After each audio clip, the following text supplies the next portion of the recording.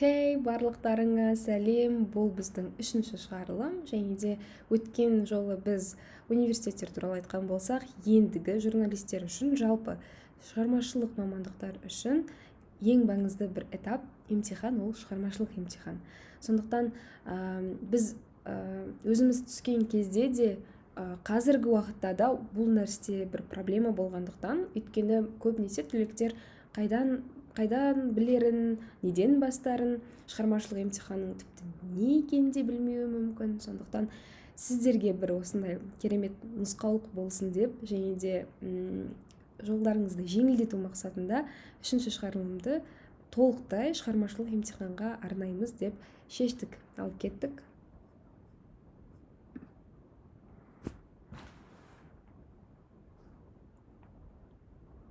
Бізде барлығы скринлайв форматында болғандықтан, сондықтан осы сәтте осы қалай болып жатыр, солай болады. Сондықтан кішкене күте тұрайық бізді қосқанша.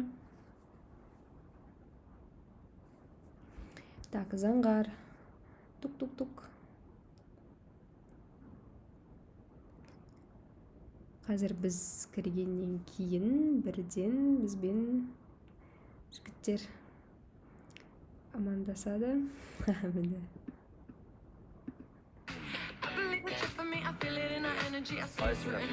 Сәлем. Сәлем. Күшті. Ары түсіндіріп бердің ба? Бүгін видео не туралы екенін? Айттым. Жалпы шығармашылық емтиханды не үшін айтқалы жатқанымызды, бұл үшінші шығарылым екенде еске салдым. Жалпы бүгін өздеріңіз көріп отқандай, өзі сол баяғы заңғар біздің, Есбол және мен. Жалпы енді ең қызықты және ең қиын этап сатысы, жалпы журналистикаға түскіңіз келсе, ол шығармашылық емтиханға дайындық. Жалпы шығармашылық емтиханның негізгі үш элементі бар. Ойыншысы деп атасақ болады, олар портфолио, эссе, ол шығармашылық емтихан тапсыру керек, және сұхбаттасу. Жалпы бұл мазмұны жағынан үш құрылым, яғни дайындалуыңыз керек. Ал егер бал жағынан алып қарайтын болсақ, онда эссе 40 балл, сұхбаттасу 40 балл, және ОБТ-ның 40 баллыңыз бар, бірақ ол ОБТ-ның темасы болғандықтан оған қатты араласпаймыз. Сол үшін осы шығарылымда тек портфолио, эссе және сұхбаттасу туралы айтамыз. Енді Ару бұған кіріспес бұрын не істеу керек, қалай дайындалу керек, қазір айтып береді барлығын. Сосын біртіндеп бастаймыз. Жалпы біз өткен видеода айтқанымыздай, бірінші жақсылап университетті таңдап алғаннан кейін, сол университетке байланысты іздестіре беру керек. Яғни ол университеттің сайты болуы мүмкін, сол кафедра журналистика немесе факультет журналистиканың міндетті түрде қазіргі заманда енді Инстаграм каналы бар, парақшасы, яғни телеграм каналдарда болуы мүмкін, яғни әлеуметтік желілерден де официальный, ресми сайттардан да іздеп көру керек. Міндетті түрде шығармашылық емтихан туралы ақпарат болады, тіпті болуы тиіс. Яғни мысалы мен өзім түсетін кезде СДУ-дің сайтында шығармашылық емтихан деген кәдімгідей бір бөлек раздел болды. Сол разделға кірген кезде ол жерде өткен жылдың тақырыптары болды. Яғни 50 тақырып эссе, 50 тақырып жаңағы сұхбаттың тақырыптары, қателеспесем, соған қарап дайындаласың. Яғни ол өткен жылдығы болса да бәрібір уже сезіне бастайсың, нені қарау керек екенін, нені айтамын, неге дайындаламын деген сияқты кішкене соқырға таяқ сатқандай бір жол көрінеді. Сондықтан ал егерде ресми сайттарында немесе Инстаграм ресми парақшаларында ол туралы мүлдем ештеңе болмайтын болса, сіздің сол жақта жаңағы берілген байланыс нөмірлеріне хабарласуыңызға, сұрауыңызға, әкімшілігіне жазуына, деканатқа, сол факультеттің жазуына, білуіне, немесе міндетті түрде ол сайттарында пошталар тұрады, соған жазуға толқуыңыз бар. Ұялмай жазып сұраңыздар. Яғни шығармашылық емтиханға дайындалайын деп едім, өткен жылдың материалдарын бере аласыздар ма, немесе ол қашан салынады сайтқа, соның барлығын ұялмай пысықтықтарыңызды қосып, сұрап, біліп алып, көріп алыңыздар. Болмаса, мен тағы да бір вариант айтайын. Сол университеттің, сол факультетте журналистикада оқитын түлектерін іздестіріп көрсеңіз де болады. яғни соларға тікелей жазып, мүмкін ол деканына шығуға көмектесетін шығар. Сондай бір варианттар керек болған кезде табыла кетеді ғой. Сондықтан сол есесіне ол сіздің жолыңызды өте жақсы жеңілдетеді. Және де енді мүлдем ештеңені білмей барғаннан кішкене болсын біліп дайын барасыз. Жалпы сол. Берсе сайтынан, бермесе WhatsApp-ынан, в общем, алып аласыздар ғой. Жазыңыздар, по-любому жауап береді, өйткені олар сонымен жұмыс істейді. Егер денсаулық факультет болса, адамдары болады соған жауапты. Звондаңыздар, қазір Инстаграмда дайректіне жазсаңыздар болады. Так олардың подписчиктері көп емес, бір ары кетсе 1000-2000 адам шығар, сіздердің сообщениеңізді көреді, олар жауап береді по-любому. Енді қазір ең біріншіден эссенің тақырыптары шамамен 1 ай қалғанда ма шығуы мүмкін. Сұхбаттың сұрақтары да сондай. Сондықтан ең дайындала алатын, алдын ала қамдана алатын затыңыз ол ең біріншіден портфолио. Портфолио өте бір даулы мәселе. Қазір соны Аружан бастап берсін бізге. Портфолио не екені, не үшін керек екені, маңызды ма ол жалпы? Негізінде портфолионы көбісі ойлайды бір өте жаңағыдай қате пікір, және де көбісінің қателігі сол. Журналистикаға біз айтып едік қой бірінші шығарылымда. Журналистика ол жай ғана әдемі сөйлеу, өлеңдер жазу, кітап жазу емес. Ол мүлдем басқа, иә. Сондықтан осы портфолиода да соны көрсете білу керек. Яғни көбісі портфолиоға жаңағыдай бір мектепте жазған шығармаларын, бір мектеп газетіне шыққан, мейлі енді мектеп газетіне шыққан ол саналады, бірақ бір сондай мүмкін өлең жазғандарын салып қойып жатады. Негізінде менің кеңесім, және де маған өте көп көмектескен, жаңағыда қалай айтса болады, сол жерде қарап отыратын комиссияның жүрегіне кәдімгідей дөп түскен нәрсе ол журналистика, нағыз мақалалардың болуы. Яғни әртүрлі платформалар бар қазіргі кезде, өзіңнің мақалаңды салуға болатын. Өзің жақсылап тұрып тақырып таңдайсың, мақаланы жазасың, сөйтесің де сол платформалардың барлығына салып шығасың. Ол модерациядан өтіп, оны қабылдайды міндетті түрде, жай ғана бір кейбір қателеріңізді мүмкін айтар. Сөйтіп сіз соны алсаңыз да болады. Тіпті оны сіз шығармасаңыз да, өзіңіз бір 10 тақырып алып, 10 түрлі жаңалық жазасыз ба, 10 түрлі бір кәдімгідей зерттеп мақала жазасыз ба, кәдімгі бір журналистің жұмысы болу керек. Яғни сіз сол саладан бейхабар емес екеніңізді көрсетуіңіз керек. Сол салаға шын мәнінде қызығып, өйстіп өз бетіңізше мақала жаза алатындығыңызды көрсетсеңіз, дұрысырақ болар еді деп ойлаймын. Сол дұрыс демеймін, бірақ дұрысырақ, яғни сіз өзіңізді бірден журналисттің орнына көрсетіп комиссияға солайынан келесі, яғни портфолиода міндетті түрде мақалалардың болған, олар жарияланса, газетке шықса, сайтта болса, ол тіпті керемет.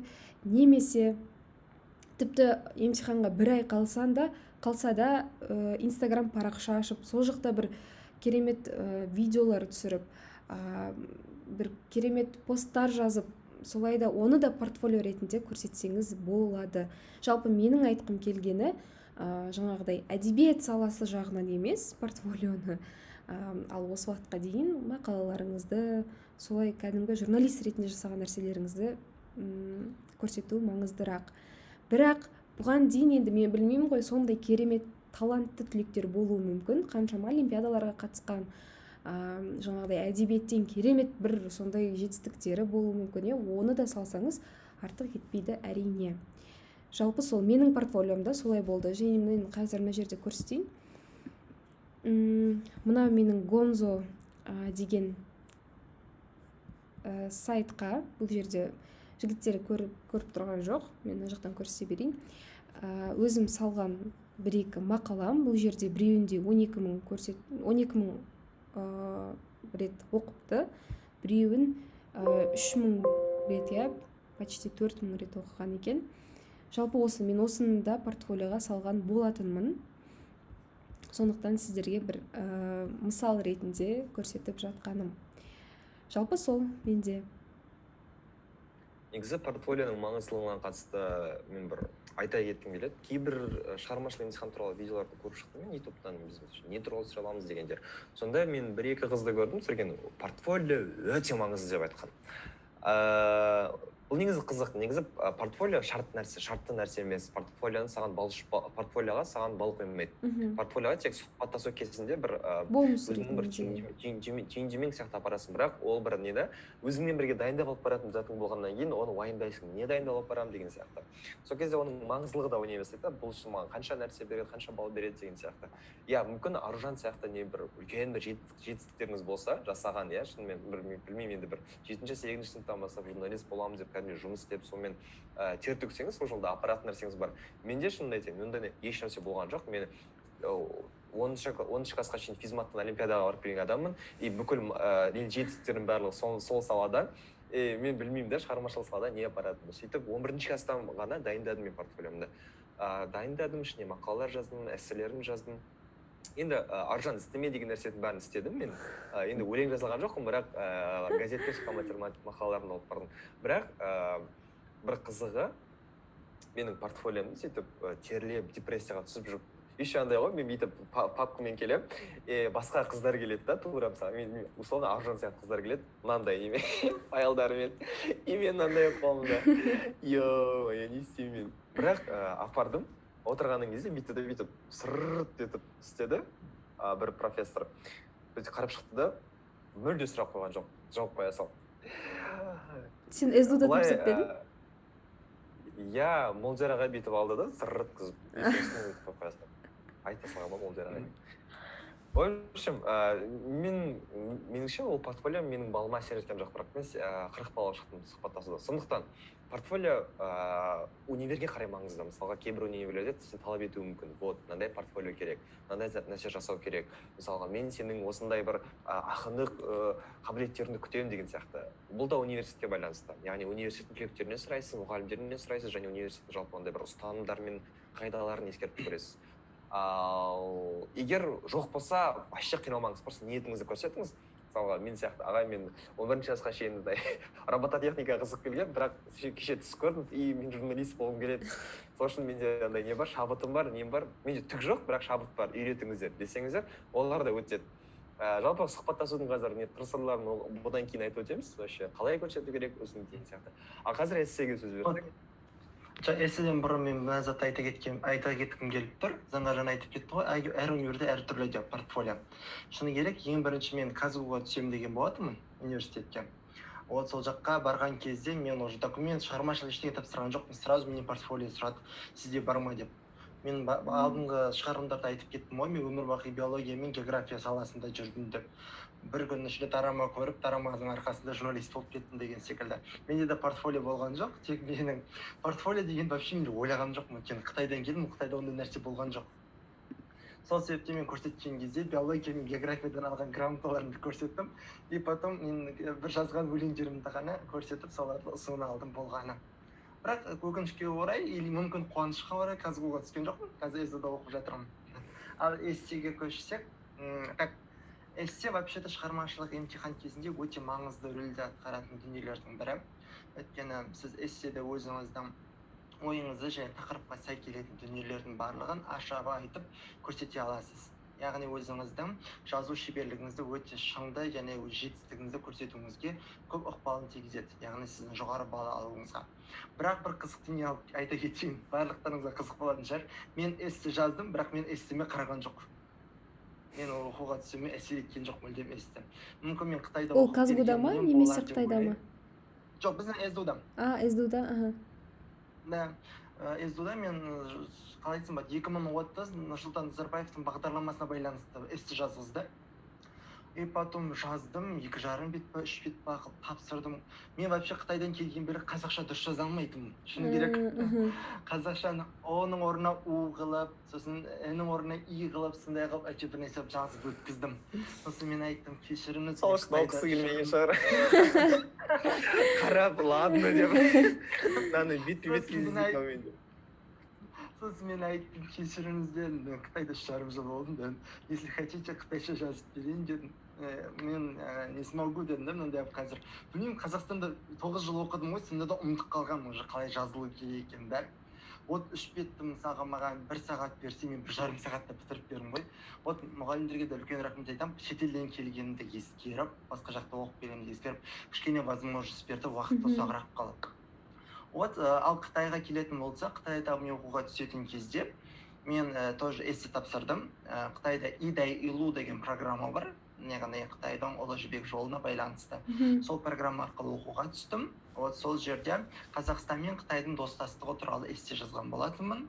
Қазақ тілінде, орыс тілінде және ағылшын тілінде 3 тілде жазып бердім. Вот соның арқасында оқуға түсіп кеттім. Вот осылай.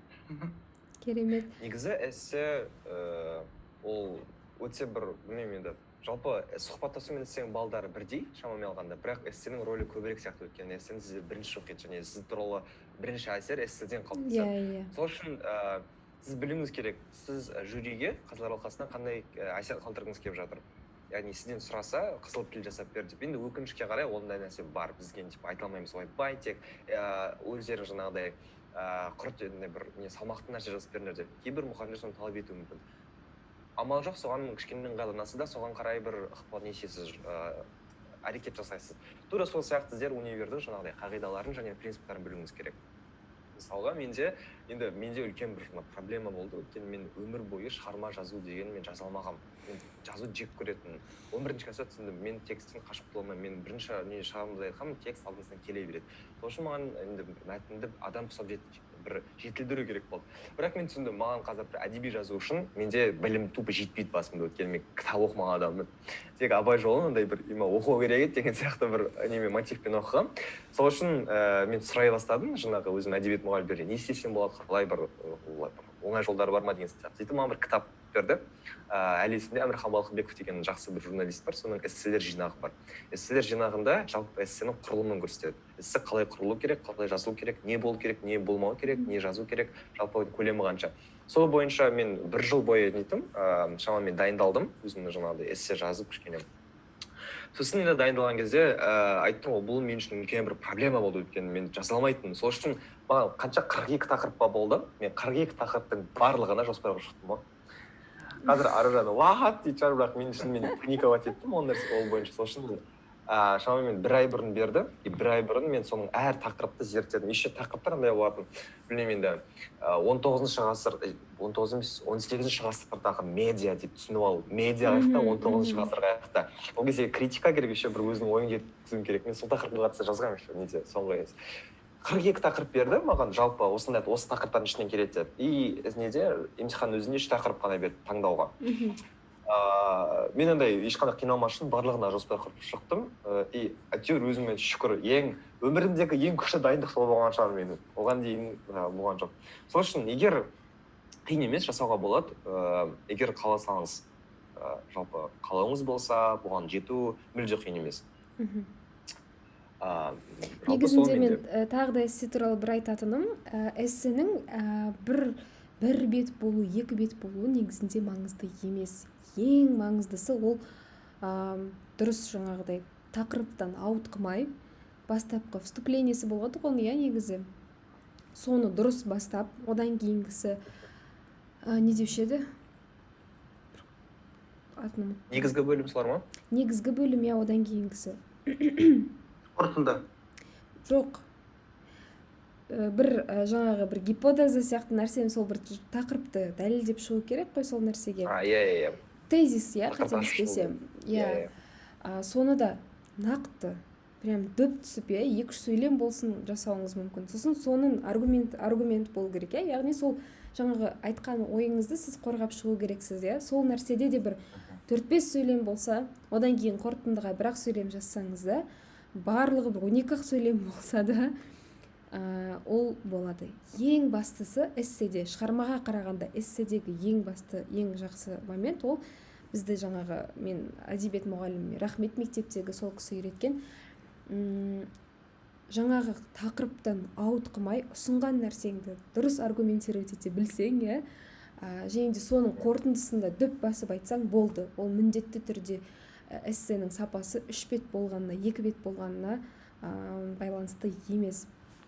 Жалпы сол жайында тағы да бір айта кететін, эссеге дайындалған кезде мысалы сіз жаңа бір ай бұрын тақырыптарды алдық дейік, сізде тақырыптар бар, ол примерно тақырыптар осы жылдікі болуы мүмкін, немесе өткен жылдікі болуы мүмкін, барлығына заңғар сияқты батырлатып жаза бермей, мен өзімді неге қойдым кетіп қалған, жаза бермей өзіңізге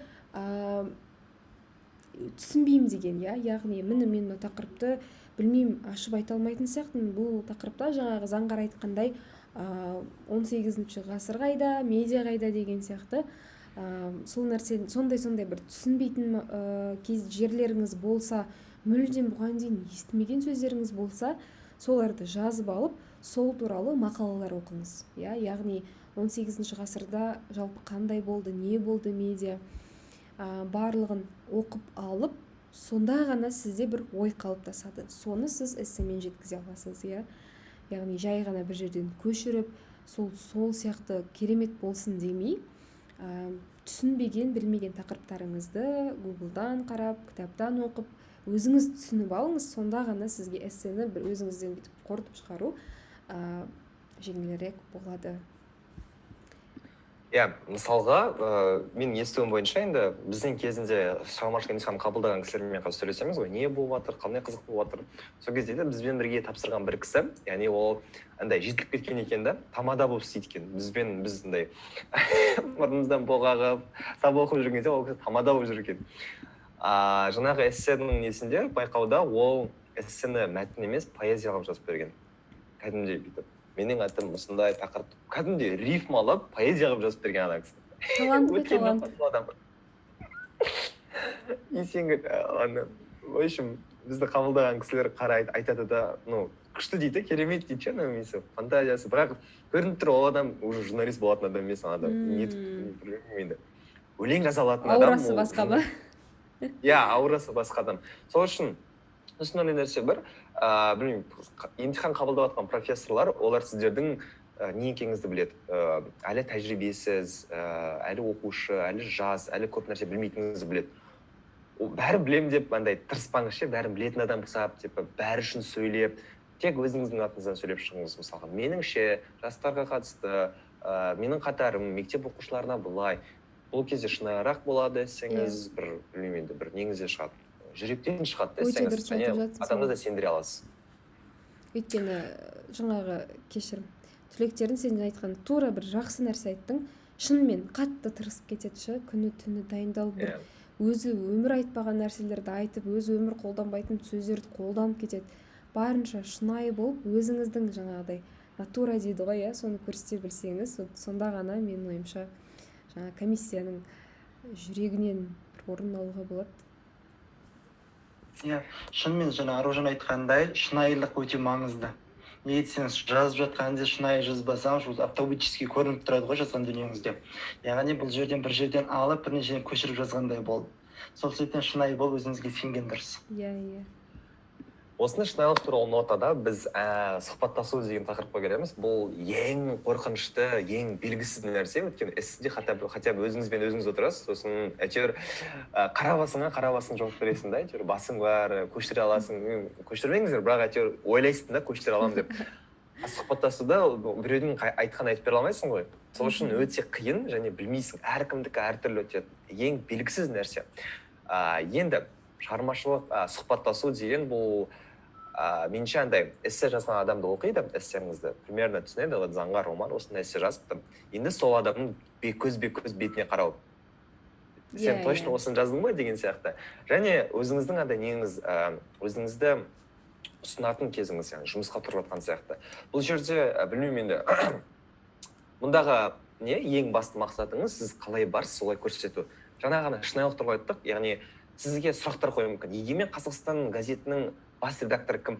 Сіз Егемен Қазақстан газетінің 11-ші класста журналистика түсетін кезде білдіңіз, қандай газеттер бар еді деп. Оқымайсыз оны газетті, алмайсыз да ол газетті. Ол газет максимум аяқта шиміш шаққан кезде тұрады, или краскілеген кезде тұрады. Айтыңыз, мен оқымаймын. егер оқыңыз келсе, мысалы білмеймін енді, оған дейін қызықпадыңыз, бірақ енді ғана қызықсаңыз айтыңыз, мен Егемен Қазақстан газетін енді ғана оқып жатырмын, сол үшін мен бұл туралы көбірек білмеймін. Егер мысалға мен шын бетен қызыққан жоқпын газет, сол үшін айттым, мен білмеймін газеттер туралы, мен білгім де келген жоқ, өйткені қызық емес бұл тақырып маған. Егер сіздер мен газет туралы талап етсеңіздер, енді мақұл оқып беремін, бірақ бұл маған қызық емес. А былайша айтсақ, енді ең негізгі мақсат мындай ғой, сіз келіп тұрсыз, сіз оқығыңыз келетінін көрсетіп тұрсыз, және егер грантқа түсе алмай қалсаңыз, тіпті ақша беріп оқитыныңызды бір нетіп тұрсыз да, көрсетіп тұрсыз да. Потенциал көрсетіп. Яғни бір неде сіздің қалауыңыз бар істеп тұрған ісіңізде.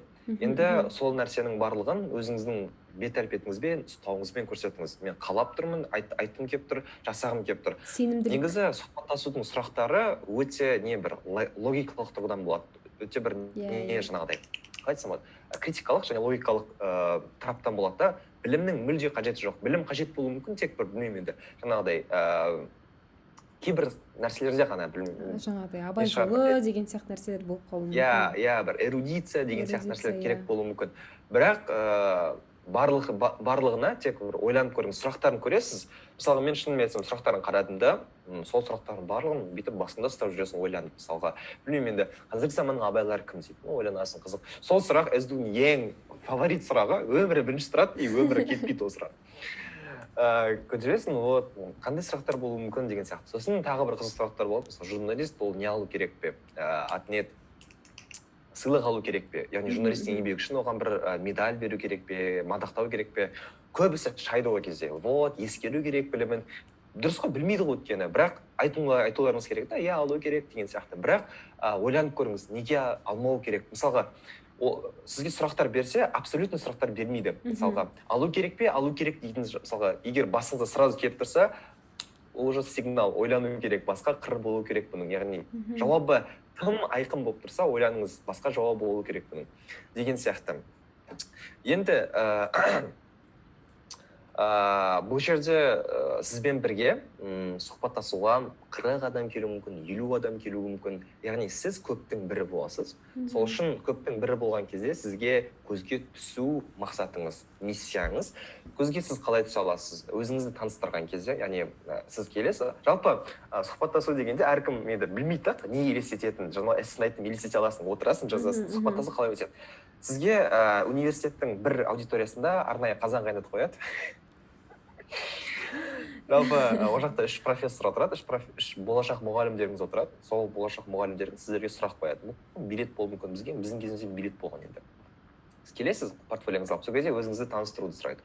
Осы кезде сіздің бірінші мүмкіндігіңіз өзіңізді көрсететін және көзге түсетін. Креативті жауап беріңіз, ерекше интонация ұстаңыз, бірақ жаңағыдай ассалаумағалейкум, журналистика сүйер қауым деп шайып кетпеңіз, оларға өтпейді, олар профессорлар. Сол үшін сұраққа жауап берген кезде сұрақ қояды, билет аласыз, билетке жауап берген кезде де өзіңіздің бір креативіңізбен көзге түсе аласыз. Одан кейін қосымша сұрақ қойған кезде сіз оларға қойыңыз мүмкін, олар сізге қойыңыз мүмкін. Яғни жаңағыдай follow-up questions дейді, резко қоя салады, сізде бір тез жауап беруіңіз керек. Осы кезде өзіңізді көрсете аласыз. Өтірік айтпаңыз, мүлде. Өтірік айтсаңыз сразу палево, сразу білінеді, және өзіңіз де тупить етесіз одан кейін. Өйткені өтірігіңіз әшкере болып қалғаннан кейін, одан әрі өтірік айта алмайсыз, өтірік айтпайын десеңіз білмейсіз, сол үшін барынша шын айтыңыз, білмесеңіз білмейтін деп. Және көзге тағы бір жолы, барынша батыл болыңыз, яғни сұраңыз, бірақ наглеть етпеңіз. Батыл болудың басқа жолдары бар, мысалға қызыл носки киіп келіңіз, қызыл кепкамен келіңіз, I love бір бәле деп, жаңағыдай көзге түсуге тырысыңыз барынша, ашық болуға, көбірек сөйлеуге, күліп көріңіз мысалға. Айтпақшы, менде бір қызық нәрсе бар еді, кеше ойланғам. Қазір не болса, мүмкіндік болса, біздің шығармашылық емтихандағы суреттеріміз бар еді ғой. Шығармашылық емтиханда кімнің қалай отырғаны кәдімгідей бар. Енді ол білмеймін, бөлек керемет сезім. Ананы қарап отырасың өзің эмоцияларыңа. Ол қайықта келеді. Қазір осы жерде жаңа жалпы айтып келген осы кезде жалғастыра берсеңіздер болады, мен тауып көрейін. Сори жаңар, осы жерде қосқым келіп тұр, киімге байланысты. Жаңа ерекше болып келу керек деді ғой. Шынымен мен вообще ойлаған жоқпын ондай дүниемді. Енді білмеймін, китайский образ ба, китайский стиль ма, мен білмеймін, мойныма мен зат тақып келдім.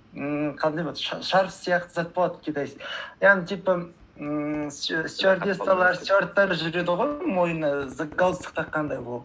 Ол сондай заттай тағып келдім, неге екенін білмеймін. Одан кейін мұғалімдер айтатын, сен алдында мойныңа шарф тағып келген баласың ғой дейді да, типа галстук тағып келген баласың ғой деп. Былай қарасам көйлекпен әдемі тұр да менің көзіме. Ал қазақстандықтар үшін біртүрлі енді есте сақталып қалатын дүние екен да. Вот тағы бір дүние таныстыруға байланысты айта кетейін. Вот Казгуда жүрмін ғой, жаңа шығармашылық емтихан тапсырып сұхбаттасу форматы болады деген кезде дайындалып. Сол кезде бір баланы көріп қалдым, және коридорда тұрмыз ғой. Сол кезде өзінің таныстары дайындалып отыр да, халайық, ана бабам мынаудан, мен анадан тарағанмын деп жетіп атасын айтып шықты ғой жаңағы. Вот сол кезде мен таңғалып қалдым. Бұл журналист деген өзі сондай бола ма не деп та. Вот ондай шоковое состояние болды. Вот уақыт өте келе уже ондай емес екенін біліп жатырмыз. Менде жаңағы бірінші мен негізі журналист болғым келеді конкурсына қатысып, сол жақтан грант ұтып алып барып келдім ғой, бірақ мен шығармашылық емтихан ұбт тапсыруым ол маңызды болды. Для галочки болса да тапсыруым керек болды. Сондықтан мен де сол шығармашылық емтихан мен үшін өте ерте болып кетті барлығынан бұрын. Ол жаңағы сол конкурс уақытында мен келем. Енді ол 300 бір нәрсе адамнан 23 ғана адамды алған екен. Мен өзіме қатты ұнағандықтан, білмеймін, өзіме әйтеуір бір сенімді болып келдім. Және де бұл журналистикада өзім бір 8-9 сыныптан бастап уже сол саланың жаңағыдай не дейді, кухнясы дейді ғой, соған кіріп кеткеннен кейін білмеймін, бір сондай бір сенімділікпен ешқандай уайымсыз жалғанды жалпағынан басып деп келдім. Сөйтіп бір қатты мені не істегені, қорқытқаны, менің қасымда барлығымызды енді бір-бір деп шақырады ғой сұхбаттасуға. Яғни эссені біз жазып қойдық. Сөйтіп барлығымыз бір жерде отырмыз. Сол жерде жаңғар білесіңдер ғой, Ұлдана деген қыз бар. Біздің қазір ол ағылшын тобында оқиды. Сол ағылшынша ғана жазды, сол? Ол қыз ағылшынша ғана жазған. Және де сұхбаттасуында тек қана ағылшынша сөйлемек ойы бар екен. Яғни біздің негізі бір күшті жері, біздің мұғалімдеріміздің барлығы ағылшынша перфект. Және де қазақша перфект сөйлейді. Сондықтан солай ол бар. Бір қыз, сенесіңдер ме, 2 кітап жазған. Сол 2 кітабын көтеріп келген кәдімгідей. Сосын тағы да бір ұл бар, оның өзінің өлеңдер жинағы бар екен. Қарап тұрма бәрі. Барлығы енді керемет. Мен ондайды енді айналамда көрмеген ғой, мектепте, білмеймін енді ең сол журналистикада тәуірі өзім болып сезініп қалғам, қанша бы нескромно не звучало бы. Сөйтіп мен келем, ал менде қолымда жай ғана бір портфолио, сол жаңағы көрсеткен мақалаларым бар, жұмыстарым бар, казмедиада жасаған, мынау. Сөйтіп сол жаңағы тура Есбол айтқандағыдай өйтіп қорқып қалуларың мүмкін, бірақ біз әр қайсымыз жаңағыдай ерекшеміз, сондықтан өзіңнен не надо из себя кого-то строить, да, жаңағы Заңғар айтқандай. Жай ғана аңқау тілек болып отыра беру керек, білгеніңді айтып. Бірақ жаңағыдай нәрселер біздің мұғалімнің қатты бір есінде қалғаны. Мұғалім, біз енді ол кезде студент болып кеттік, сол кезде жаңадан түскен шығармашылық емтиханнан келіп отыр. Сол студенттерге, түлектерге қатты өкпесі болды, айтады, қалай Абайдың әкесі Құнанбай кім болғанын білмеуге болады деп. Яғни бір түлектен сұраған, Абайдың әкесі Құнанбай кім болған дегенде ол қойшы болған деп айтқан. Содан кәдімгідей сондай бір элементарный эрудиция жағынан жаңағыдай білу керек нәрселер бар әдебиеттен, Оны білу, бір қатып қалсаң да, өлсең де, тірілсең де, оны білу керексің, ол ұят білмесең, қаншама жыл мектепте оқып. Ондай нәрселер де бар, оны ескеру керек. Бірақ көбінесе жаңағыдай шынайы болу керек. Ешкімнен қорықпаңдар, ол сенен керемет болып көрінсе де, мүмкін бір ұнамайтын жерде болып қалар, комиссияға. Сенің бір наоборот ұнайтын жерің табылып қалар. Сондықтан тек қана өздеріңізге сеніңіздер. Оның дәлелі, сонағы кісілердің жаңағы адамдардың арасынан кітап жазған, ағылшынша сөйлеген адамдардың арасынан сол грант Аружан алды. Солай да болуы мүмкін, бастап Аружанды сталкерить еткен мен Инстаграм тауып алып, жаза чал деп. Сен қатыспап па едің оған? Мен қатыстым, ұшып кеттім, мен вообще басқа тақырыпқа жазғам. Енді еркін және креатив дегенге шамамен аяқтап қалдық. Бір оқиға бар, шығармашылық емтиханға келген бір қыз, жаңағыдай жалындап тұр екен да көзінен, содан сұрайды. қазақ журналистикасы не үшін дамымай жатыр деп. Елестетіп көрдіңіз, 11 сыныпта оқитын адам ол сұраққа жауап білмейді. Ол сұраққа жауап бере алмайды мүлде. Логикалық тұрғыда жауап бере алмайды ол сұраққа. Бірақ енді қазылар алқасы оның қалай реакциясын көргісі келді деп ойлаймын. Енді қалай жауап береді екен деген сияқты. Ол қыз тұрды, бәлкім мені күтіп отырған шығар деп жауап берген. Супер жауап, иә. Керемет жауап вообще. Иә. Бәлкім мені күтіп отырған шығар. Бізге енді білмеймін, ситуациядан шыға білу. Иә, бізге эсседен кейін шай алып берді, жаңағы түлектер бізге дайындап, кішкене молодец, қорықпаңдар деп. Тура сол сөзден кейін білмеймін, шабыттанып кеттік, неше түрлі андай афоризмдер жазып андай сөздер жазып алып, содан қорықпаңыздар. Еркіндік, креатив, өзіңізге сенімді болыңыз. Сіз ерекшесіз, қазақша жазбасаңыз да, ағылшынша жазбасаңыз да, сол үшін мен жақта суреттерін тауып алдым, примерно атмосферасын көрсету үшін андай общий суреттерді көрсетейін, адамдардың түрін көрсетпей ақ қойын, өйткені там сотта жіберер бізді. Адам кімдерге қызық болады шығар өздеріне. Так, мынау біздің нелер. Шамамен, вот. Мынау. Осылай тұрдық, очередте тұрдық. Есіме түсіп кетті бәрі. Еще ыстық еді ғой, бір июльдің ыстық күні. Иә. Ыстық, иә, бәріміз күйіп кеткенбіз. Так, мынау сурет бізге шай алып беріп жатқан кезде, біз түсіндіріп жатқан кезде бізге не болады деген сияқты. Здесь тоже ең қызықты кездер болған. Жаңағы біз енді түсіп жатқан кезде бізді осы 4-ші курстар күтіп алды. Сол кездегі сол кісілер үлкен рахмет, бізге блокнот сыйлап, СДУ журналистика деген кәдімгідей стол жайып, шай беріп, өздерінің ақылдарын айтып, дайындап, сондай күшті бір қонақжайлығын көрсеткен етін. Міне Молдияр аға, Есенгүл апай. Мынау шығармашылық сұхбаттасудан кезде как раз өйстіп алдыңызда прямо жақын отырасыздар. Бірақ қорықпаңыздар, ұрын жіберетінде қолы жетпейді адамдардың. Ағдидар ма отырған? Иә, Ағдидар. Мен өшек жалында отырмын ғой, мен мәзбін эсседен 40 бал алғансың, қазір сұраққа жауап білесің, БП ғой яқта деген. Қап-қара. Аралдан келген. Аралдан келіп, мынау эссенің кезде қыресесен. Иә, мынау эссенің кезде. Мынаяқта бізге не берген еще? Не көріп тұрсыздар ма? Альбени берген. Иә, Альбени берген бізге. Мынау андай керемет мотивация берген нәрсе кәдімгі. Қазір эссен жазып қойыңыз, жеймін деп андай. Артыңда қысылып отыр екен ғой, иә? Атмосфера шамамен осылай болады. Көріп тұрғандарыңыздай. Эсседе былай отырдық. Барлығы сондай кішкентай бала. Бәрі қап-қара еще байқасаңыздар, жаз ғой, бәріміз қап-қара отырмыз. Маяқта эссе жазып жатыр адамдар. Негізінде мен бір түсінгенім, ол қай жерде болсын, паника болмау керекті. Иә. Негізі адамдармен танысып алсаңыздар вообще күшті болады. Мысалға біздің жақта, ана жақта неде тұрды, барлығы кезекте тұрды, тапсырайын деп, біз білмеймін, кейіп ішіп жатыр, уайымдап жатыр бәрі. Біздің жақта адамдармен жиналып алдық та, сөйтіп сұрақтар талқылап жатырық. Өте күшті, кішкене сабыр сақтайсың, тынышталасың, адамдармен танысасың. Мен яқта бір чувачокпен танысқам. Сол чувачокпен қазірге шейін доспын. Яқта басқа да группаластарым бар, арасынан группалас болмай кеткен адамдар бар. Жалпы барлық нені қобалжуды, стрессті шешуге тырысыңыздар. Басты сол. Мынау біздің Наксы менен сұраған. Наксы мне. Портфолионы бүйтіп сырғызды да қоя сал. Бұл кісілер енді қазір не істемей тұр отыр. Түрлеріне қарағанмен жай ғана бір қарапайым мұғалімдерге ұқсайды, қарасаң.